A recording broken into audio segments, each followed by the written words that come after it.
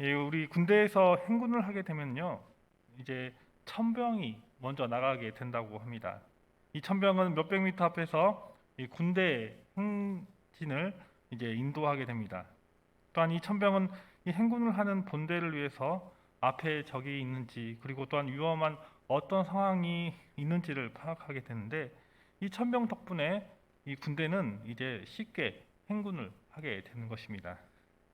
우리는 본문에서 이러한 장면을 또한 연상을 할 수가 있는데, 본문 30절을 보시면 모세는 하나님을 가리켜서 너희보다 먼저 가시는 너희의 하나님 여호와라고 말씀하고 있습니다.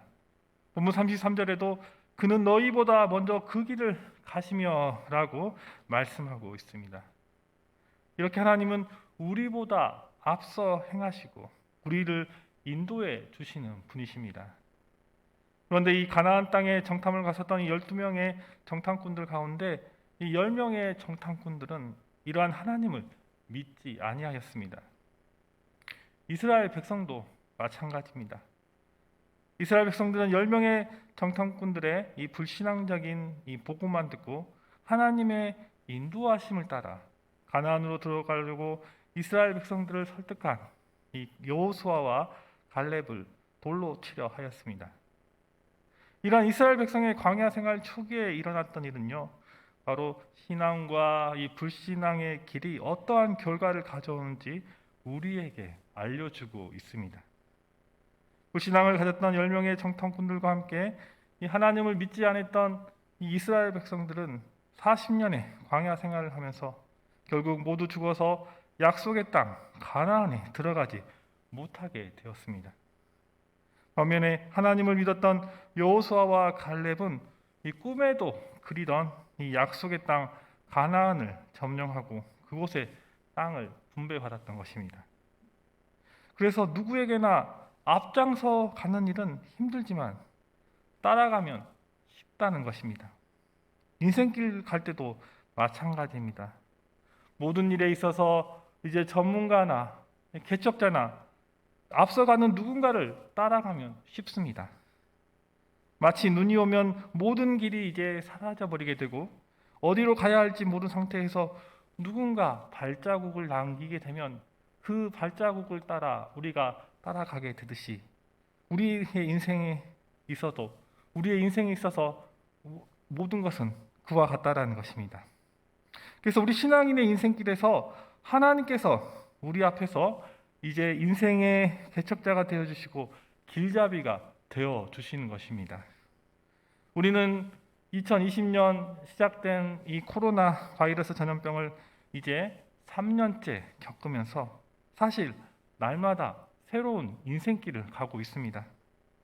그리고 코로나 사태가 곧 끝날 듯 끝나지 않고 꼬리에 꼬리를 물고 이제 확진자가 생기고 또한 집단 감염이 이렇게 발생하면서 우리는 사실 끝이 보이지 않는 터널 한가운데 계속 있는 것 같습니다.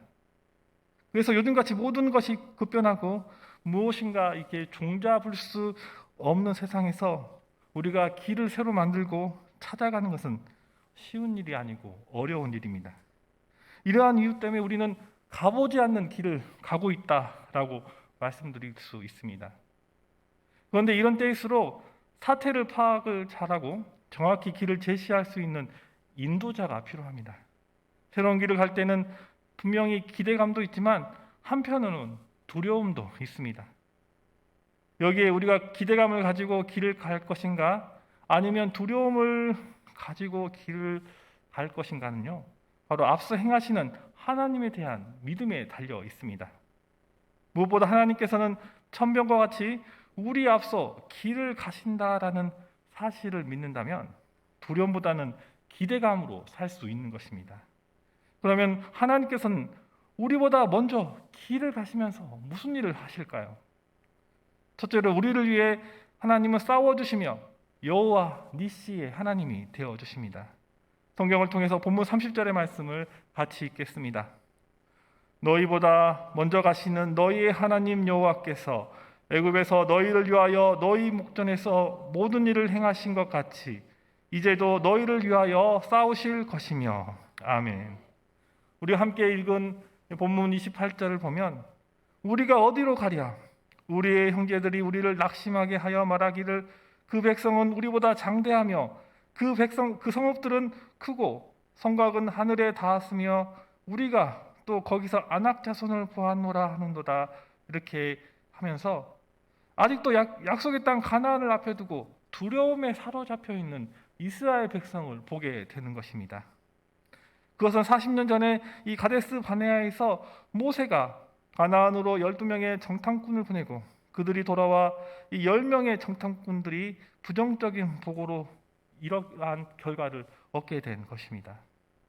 분명히 40년이라는 시간이 흘렀음에도 여전히 변하지 않고 돌같이 굳어버린 마음, 그리고 강박한 마음으로 변해버린 이스라엘 백성들의 마음을 보는 것입니다. 이렇게 40년 동안이나 이스라엘 백성들을 두려움 가운데 갇혀 살도록 만든 이 10명의 부정적인 보고의 내용이 있습니다. 그것은 가나안 땅의 성읍은 견고하고 힘이 크다라는 것입니다. 그리고 그곳에 거주하는 아낙 자손은 강하고 신장이 장대하고 거인과 같아서 우리는 메뚜기같이 보인다는 것입니다. 그렇다면 우리가 이러한 두려움을 가지고 상대방과 이제 싸워서는요, 이것이 승리의 조건이 되는 것이 아닙니다. 오히려 기선제압부터 당하고 반드시 패하게 된다는 것을 다 알고 계실 것입니다. 또한 싸움을 하면서 두려움을 이제 제외하더라도 이 상대방보다 더 좋은 이 신체적 조건이 없고 싸움의 기술도 없고 또한 좋은 무기도 없다면 또한 반드시 패한다는 것을 우리는 잘 알고 있습니다. 그런데 이스라엘 백성 스스로도 반드시 이 싸움에서 패할 조건을 안팎으로 다 가지고 있는 것을 알았기 때문에 이스라엘 백성들은 본문 29절 말씀처럼 무서워하고 두려워하였던 것입니다.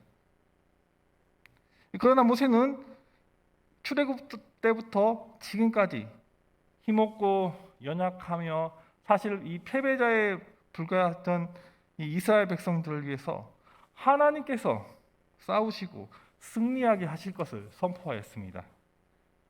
이러한 모세의 자신감은요, 이스라엘 백성이 애굽에서 나와 홍해 앞에서 애굽 군대와 싸우게 될 때 그런 마음과 같습니다.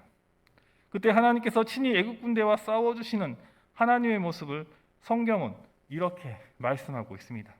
출애굽기 14장 13절에서 14절 말씀을 보면 모세가 백성에게 이르되 너희는 두려워하지 말고 가만히 서서 여호와께서 오늘 너희를 위하여 행하시는 구원을 보라. 너희가 오늘 본 애굽 사람을 영원히 다시 보지 아니하리라. 여호와께서 너희를 위하여 싸우시리니 너희는 가만히 있을지니라 선포하였던 것입니다. 뿐만 아니라 신약 성경에서도 예수님께서 이 예루살렘에 올라가실 때 먼저 길을 가시는 말씀을 이렇게 마가복음 10장 32절 말씀을 보면 이렇게 나와 있습니다.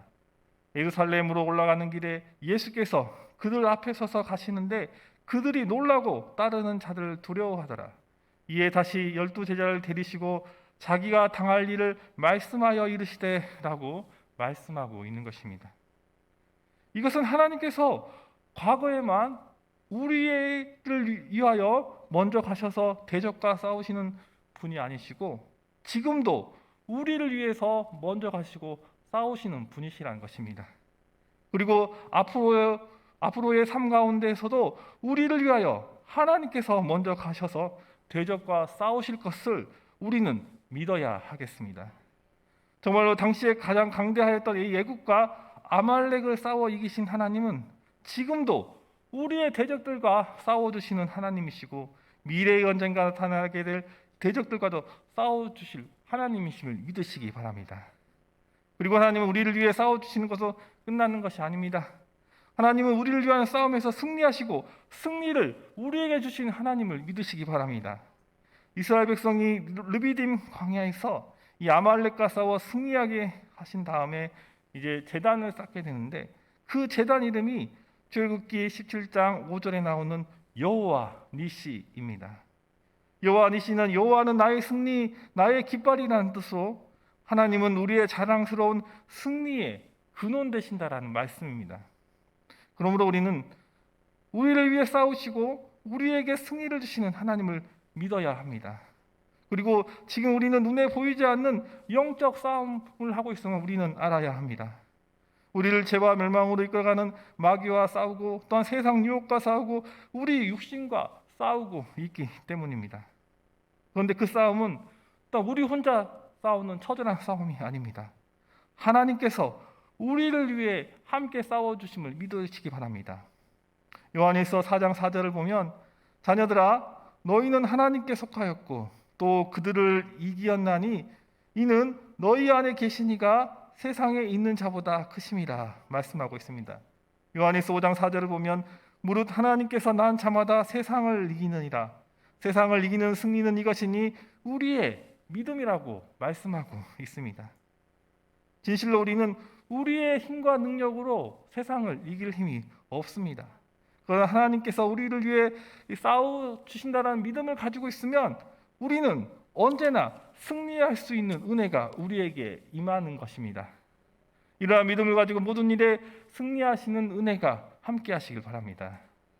이제 둘째로 우리를 품에 안아서 인도하시며 여호와 샬롬의 하나님이 되십니다. 본문 31절 말씀을 성경을 통해서 같이 읽겠습니다.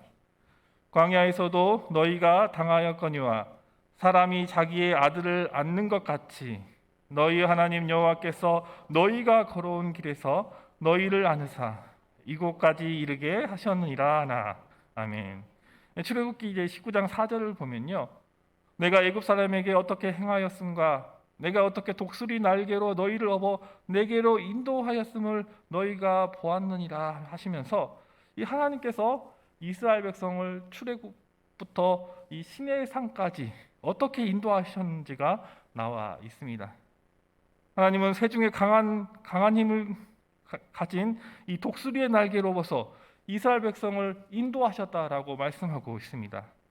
이후에 이제 시내산에서 가나안을 눈앞에 두고 있는 이 모압 평지까지 하나님께서 어떻게 인도하셨는지가 바로 본문 이 31절의 말씀인데 위험한 길을 갈 때 아버지가 어린 자녀를 품에 안고 가는 것처럼 이 하나님께서도 이스라엘 백성을 품에 안으시고 광야길을 가셨던 것입니다. 이러한 하나님의 은혜는 지금도 우리에게 동일하게 역사해 주십니다. 하나님께서는 지금까지 우리의 걸음을 인도해 주셨습니다. 지난 3년간 이 코로나 바이러스 전염병과 같은 이 위험한 지경에서 교회를 지켜주시고 성도님들을 지켜주시고 가정들을 지켜주셨습니다. 그래서 우리를 안아서 이곳까지 이르게 하셨습니다.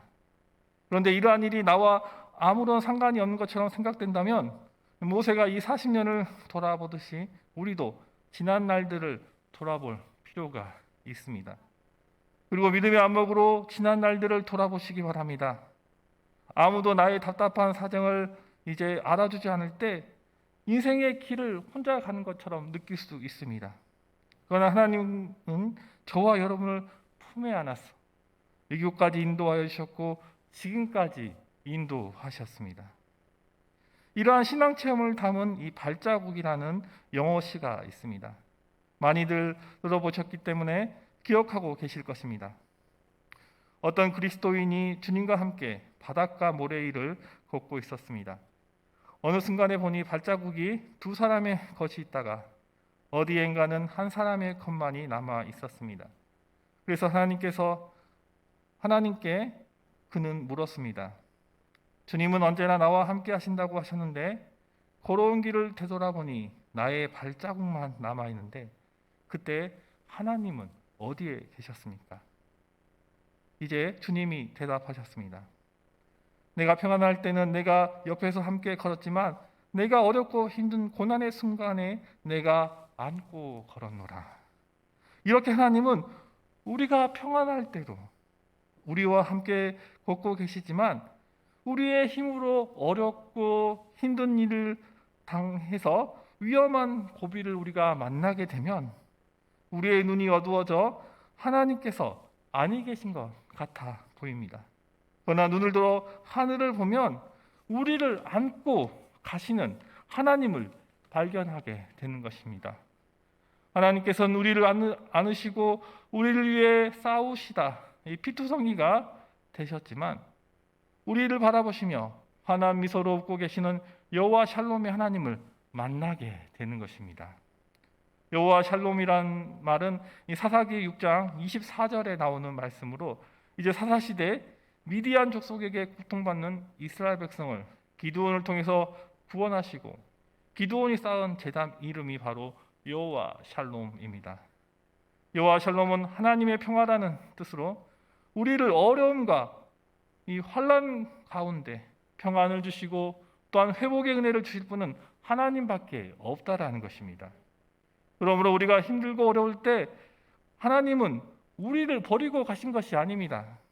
하나님은 진정으로 우리와 함께 계시고 우리를 안고 우리의 인생길 가운데 걸어가시며 우리에게 여호와 샬롬의 은혜를 주신다는 것을 믿으시기 바랍니다. 그리고 이 코로나 바이러스가 우리를 삼켜버릴 것 같고 끝나지 않을 것 같아 보여도 전혀 실망하시거나 낙담하시지 마시기 바랍니다. 우리 모두 이 어려움과 환난 가운데 이 평안과 또한 회복이 되시는 여호와 샬롬의 하나님을 신뢰하시고 함께 걸어가실 때 하나님은 우리를 지키시고 하나님께서 주신 은혜로 우리가 충만하게 될 줄 믿습니다. 이제 셋째로 하나님은 장막 칠 곳을 찾으시면서 여호와 이레의 하나님이 되십니다. 본문 33절의 말씀을 성경을 통해서 같이 읽겠습니다. 그는 너희보다 먼저 그 길을 가시며 장막 칠 곳을 찾으시고 밤에는 불로 낮에는 구름으로 너희가 갈 길을 지시하신 자이시니라. 아멘. 이 말씀을 보면 이제 시편 23편에 나오는 목자가 양을 위해서 맑은 물과 또한 푸른 풀밭을 이리저리 찾아다니면서 하나님께서 우리를 위해 가장 안전하고 이제 평온한 곳을 찾으시고 예비하여 주신다라는 말씀입니다. 이 말씀을 통해 하나님께서는 얼마나 세밀하신 분인 것을 우리는 알게 되게 됩니다. 이처럼 하나님은 우리의 모든 필요를 예비하시는 하나님이십니다. 그래서 예수님은 마태복음 6장 25절에서 우리에게 무엇을 먹을까, 무엇을 마실까, 무엇을 입을까 염려하지 말라고 말씀하신 것입니다. 한 생명을 천하보다 귀하게 여기시는 우리 하나님께서 우리의 모든 것을 채워주신다라고 약속해 주셨습니다. 우리는 무엇을 먹을까, 무엇을 마실까, 무엇을 입을까 이러한 세상의 염려를 버리고 우리를 위해 모든 것을 예비하시는 하나님을 믿고 의지해야 하는 것입니다. 지금 우리나라에서 역시 가장 어려운 문제는 이 코로나 문제인데 이 코로나 문제 다음으로 가장 큰 문제는 바로 집 문제가 어렵다고 합니다. 이러한 현실의 문제도 사실 우리 힘으로 해결 못하게 됩니다. 그리고 미래에 우리가 이 세상 떠나서 살 곳의 문제도 우리가 어떻게 할 수 없지만 하나님께서는 우리의 미래의 집을 예비하여 주신다라고 성경은 말씀하고 있습니다. 요한복음 14장 1절에서 3절의 말씀을 보면 너희는 마음에 근심하지 말라. 하나님을 믿으니 또 나를 믿으라. 내 아버지의 집에 거할 곳이 많도다. 그렇지 않으면 너희에게 일렀으리라. 내가 너희를 위하여 거처를 예비하러 가노니 가서 너희를 위하여 거처를 예비하면 내가 다시 와서 너희를 내게로 영접하여 나 있는 곳에 너희도 있게 하리라 말씀하고 있습니다. 이렇게 우리 예수님께서 우리가 살 거처를 예비하러 가신다고 말씀하시고 있습니다. 그렇다면 왜 하나님께서 이 구약의 말씀과 이 신약의 말씀에 이르기까지 우리 인생의 문제에 있어 하나님께서 먼저 가셔서 준비하시는 여호와 이레의 하나님을 만나게 하실까요? 그것은 우리의 신분이 천국 가는 나그네이기 때문입니다. 또한 구원이라는 한길 가는 이 순례자이기 때문에 우리의 인생은 하나님의 준비하심 없이는 살 수가 없기 때문입니다. 그러므로 우리들이 이 세상을 이제 살아갈 때 하나님께서 약속하신 말씀을 붙들어야 합니다. 그것은 바로 하나님께서는 우리의 쓸 것을 예비하여 주신 분이십니다. 그리고 영광 가운데 풍성하게 채우시는 여호와 이레 하나님을 믿으시는 저와 여러분 되시길 바랍니다. 이제 마지막으로 우리 하나님은요, 밤낮으로 우리의 갈 길을 지시하시고 에베네셀 하나님이 되어 주십니다. 본문 33절 하반절 말씀을 제가 다시 한번 읽어드리겠습니다. 밤에는 불로 낮에는 구름으로 너희가 갈 길을 지시하신 자이시니라. 아멘. 이제 이스라엘 백성들은 이 40년 동안 광야의 길을 걸었습니다. 한두 명도 아니고 장정만 60만 명, 그리고 남녀노소 합하여 250만 명이 넘는 이스라엘 백성들이 또 하루 이틀도 아니고 이 40년을 광야에서 지낸다라는 것은요, 하나님의 기적이 아니고서는 도저히 불가능한 일이라는 것입니다. 또한 광야는 한번 생각해 보면 낮에는 기온이 영상 40도 이상 올라가게 됩니다. 밤이면 영하 40도 이하로 내려가는 곳이 광야입니다.